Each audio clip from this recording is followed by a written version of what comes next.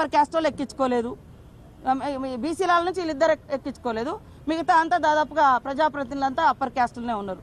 వాళ్ళకంటే మన మీద ద్వేషం ఉందనుకో, మరి మీరెందుకు ఎక్కించుకోలేదా? ఇట్లా మిమ్మల్ని ఫాలో ఎమ్మెల్యే మరి ఆయన ఫాలోవర్స్ అందరిని ఎక్కియాలి కదా. అరే మన కులం ఎంతో మనం చూపించుకోవాలి, రాయించుకోండి అని చెప్పాలి కదా.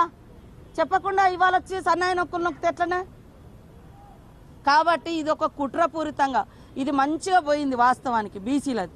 కాబట్టి దాన్ని డౌట్ క్రియేట్ చేయాలి. ఈ యొక్క మంచి పేరు ఇవాళ ఈ రాష్ట్రాన్ని చూపించి దేశంలో మా రాహుల్ గాంధీ గారు కూడా దేశంలో ఉన్నటువంటి అట్టడుగు వర్గాలకు న్యాయం జరగాలని కొట్లాడుతున్నాడు ఒక లక్ష్యంతో. ఇవాళ వాళ్ళు వచ్చి మేకవన్నె పులులాగా వేషాలు ఎత్తే ఎవరు నమ్మరు.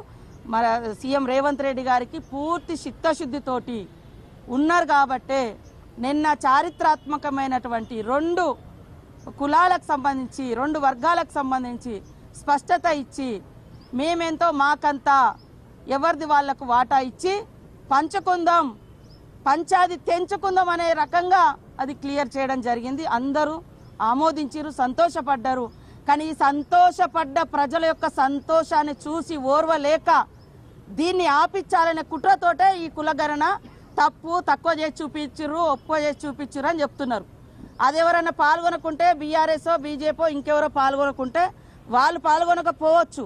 అయినా కూడా మా వాళ్ళు మళ్ళీ ఫోన్లల్లా అయ్యా నువ్వు ఎందుకు పాల్గొనలేదంటే కొంతమంది మాకు ఇష్టం లేదని చెప్తున్నారంట.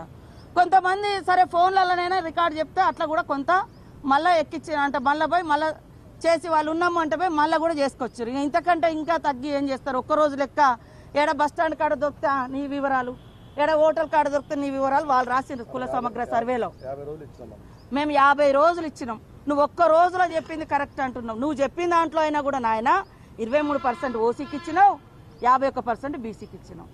మేము 56 పైన ఇచ్చినాం. బీసీ 56 పైన లెక్క వచ్చింది మాకు. ఓసీలది మరి 15% వచ్చింది. ఈడ ఎవరికి పెంచినాం మేము? ఇది ప్రజలు కూడా అర్థం చేసుకోవాలి. ఒక మంచి ప్రయత్నం జరుగుతుంది దేశంలో. ఆఫ్టర్ ఇండిపెండెన్స్ ఫస్ట్ 1931లో ఈ కుల సోషియో ఎకనామిక్ సర్వే జరిగింది.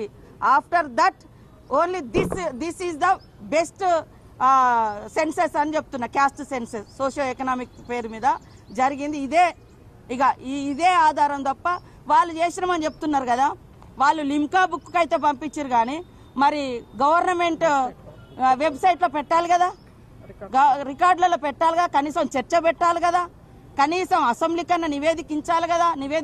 అయ్యా ఇగో ఇంత కులగణన గింత వచ్చింది, దాన్ని బేస్ చేసుకొని ఈ పేదోళ్ళకి నిల్లు ఇస్తాను, ఈ వర్గాలకు ఇంత బడ్జెట్ కేటాయించడం, ఇంతమందికి ఉద్యోగాలు ఇచ్చడం ఎక్కడైనా చెప్పిరా? ఆలోచించండి. ఇవాళ లాగొచ్చి వేషాలు వేసి మేము చేసే మంచిని ఈ రకంగా తులనాడడం అనేది ఇది కరెక్ట్ కాదు. ప్రజలు ఆలోచించాలని నేను మన తెలంగాణ రాష్ట్ర ప్రజలకు విజ్ఞప్తి చేస్తాను.